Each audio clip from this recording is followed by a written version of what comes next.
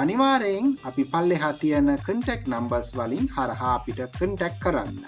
අපි professional විදියට ඔයාලාට contacts නැත්නම් guidance දෙන්න අපි කැමති වෙනවා. අපි මේ වීඩියෝ එකෙන් බලන්න යන්නේ MSA කියන්නේ මොකක්ද කියලා. ඊළඟට අපි බලන්නේ CDR කියන්නේ මොකක්ද? අන්තිමට අපි බලන්නේ ඔයාට අපි කොහොමද උදව් කරන්නේ කියලා. මුලින්ම අපි බලමු MSA කියන්නේ මොකක්ද කියලා. MSA කියන්නේ Migration Skills Assessment කියන එක. Engineers Australia කියන ආයතනය තමා මේක කරන්නේ. ඔස්ට්‍රේලියාවේ skilled visa, PR නැත්නම් work visa ගන්න ඔයාලාට MSA එකක් අනිවාර්යෙන් අවශ්‍ය වෙනවා. ඔයා ශ්‍රී ලංකා, ඉන්දියා